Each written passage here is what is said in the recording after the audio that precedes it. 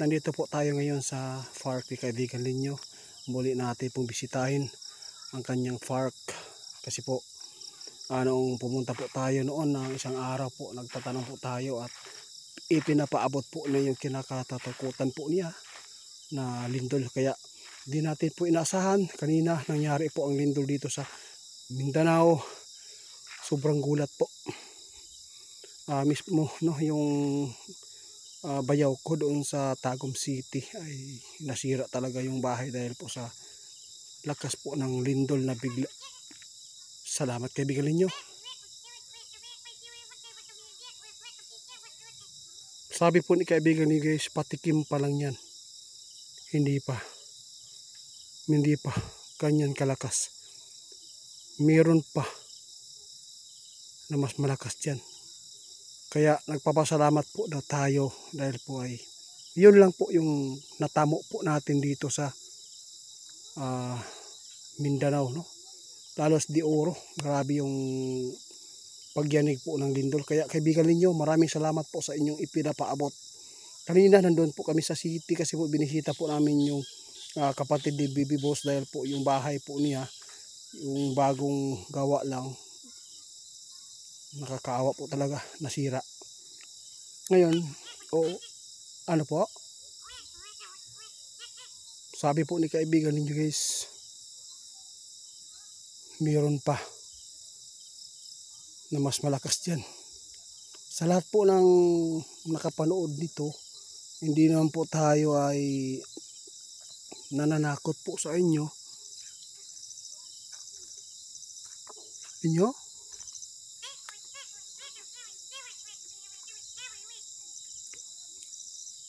Akala ko ano yan.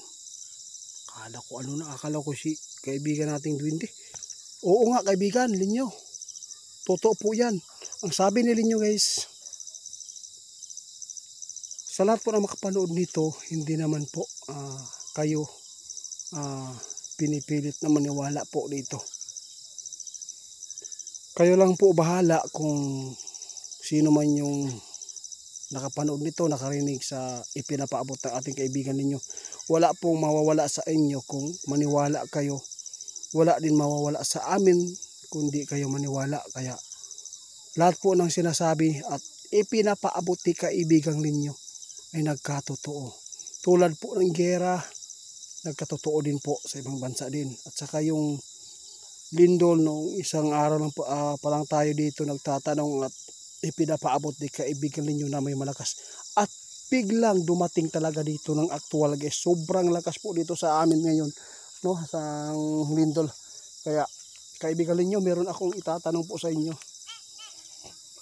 Ano pang mangyayari po sa hinaharap po natin kung sakali man na meron po kayong nakitang di maganda po dito sa Pilipinas?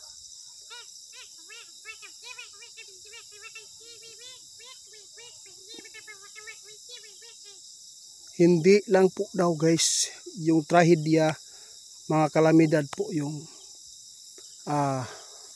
mangyayari, kundi may panahon po daw na mas lalo tayong makaranas po ng mas mabigat pa na mga kalamidad tulad po ng kaguluhan po dito sa mundo. Ang problema dyan kaibigan ninyo, kung mag-umpisa po doon sa ibang bansa tapos nadadamay tayo dito kasi mula ng nagkainitan po yung dito sa atin at saka doon sa kabila. Hindi ko lang babanggitin kaibigan kasi po hindi naman po maganda. Kung baka po salamat kaibigan ha. Maraming salamat po sa inyong pagsuporta sa amin bilang kahit po tao, no? Kami dito ay nandito po kayo at nakisama para lang ipaabot po ang mga kalamidad. At nangyari na ngayon guys. Nangyari na. Iwan ko lang guys, hindi ko pa napanood po yung balita kung meron bang casualties po nangyayari po sa lindol na ngayong araw na ito.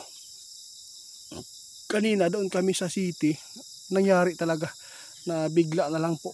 Parang tinamaan kami ng may sa Bisaya pa, murag na naggaling. Sobrang lakas po talaga. Kaibigan ninyo. maraming salamat sa iyong pagpapaabot sa amin at lalo na sa walang sawa po nimong suporta sa mua. Maraming salamat po kaibigan. Oy, may manok pala dito. Oo, sabi po ni kaibigan yung guys, nagpapasalamat din po siya sa atin dahil po mayroon tayong inaalagaan po dito ng mga hayop, yung manok at saka yung pabo. At saka at least naman po kahit wala po daw siya, at least mayroon po daw gumagalaw dito at magingay. Kaya ninyo nagpapasalamat talaga kami sa inyo. Ano po ang ipapaabot po ninyo sa mga kaibigan po natin na hindi pa nakapaghanda, no? Lalo na po sa mga sa susunod po ng mga kalamidad or kung ano pa ang masasagupa po dito namin dito sa mundo. Kasi hindi pa lang, umpisa pa lang ito, no? Na wala pa talaga nakaranas po yung Pilipinas na katulad po sa naranasan po sa ibang bansa. Tulad po ng sa Rusya, no? O sana po kaibigan ninyo kung meron ka mang nakikita po dito kung kailan mangyayari, pwede po inyong isabi po sa atin sa off-cam na lang, kasi pag dito tayo mahirap. At saka kung meron mang makarinig dito sa video na ito guys, pwede po kayong mag-comment sa akin at mag-chat kung ano ba ang napag-usapan namin at ano po yung ipinapaabot ni kaibigan ninyo tungkol po sa mangyayari pa dito. Kasi yung lindol nahulaan na niya, yung gear nahulaan na, yung vlogger na may mamatay nahulaan na. Lahat po ng mga ipinapaabot na atin, ipinapaabot ni kaibigan ninyo at ipinapaabot ko sa inyo na nangyayari po talaga. Kaya nasa inyo lang po talaga yung paniniwala. Kaya God bless po sa inyo guys. Before po tayo mag-end po dito sa pagkipag-usap ni kaibigan ninyo, at least po ay natanong po natin siya kung mayroon pa ba. Pero sabi po niya, pauna lang po ito, no? Patikim lang kaibigan ninyo. Before tayo mag-end po dito, tapos dito sa pagkikipag-usap sa iyo, pwede po bang marinig ko po yung tawa po ninyo at saka yung kanta na undis di kahit di mo matapos. Salamat.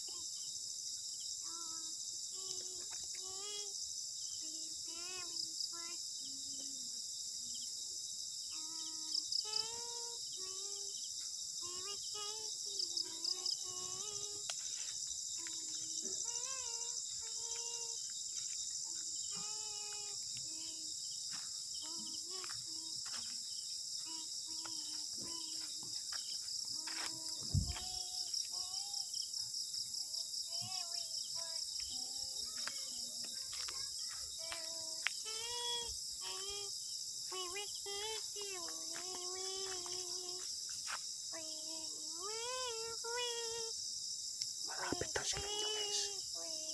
Makita ko sila inyo guys, nandyan. Nandiyan siya. Ninyo, ikaw ba yun? Kita ko?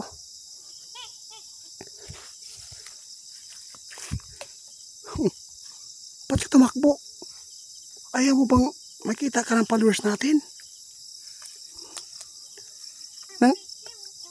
Nangunguha ka pala ng mulberry?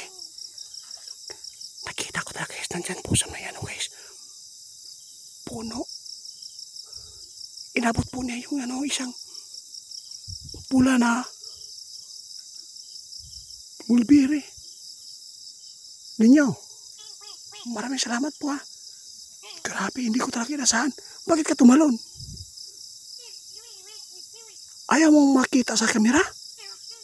Bakit po? Sabi po niya guys, hindi maganda kung lagi tayong makita po sa mga tao kasi po bawal po sa kanila. Bakit po kaibigan? Bakit ganyan po ang kanyang patakaran? Ay, ang sabi po ng kaibigan nyo guys, dapat po daw i-surprise po yung tao na bigla na lang makita po nila yung postura po ng duwende, tapos yun, at hindi po nila maalala lagi po yung mukha ng isang duwende. Kaya si kaibigan niyo guys, hindi siya masyadong nagpapakita dahil po ayaw po daw niya na matatandaan po ang kanyang yung hugis at kung ano yung mukha po niya. Kaya at least po, nagpapasalamat po tayo, nagparamdam po siya doon sa puno at dito po siya tumalon. Yun nyo? Salamat po. Oo. Mag-usap muna tayo ngayon ha. Oo, mag-usap. Okay. Mag-usap tayo ngayon ha. Off cam ko lang. Gusto ko magtatanong sa inyo kung ano po talaga yung mangyayari po dito sa ano namin. Lalo na po sa kaguluhan po dito, no? Salamat po kaibigan na sa ipinapaabot po ninyo. Ako, sa totoo lang, naniniwala talaga ako sa inyo kaibigan ninyo dahil po lahat po na ipinapaabot ninyo nagkatotoo, lahat po. Grabe, salamat.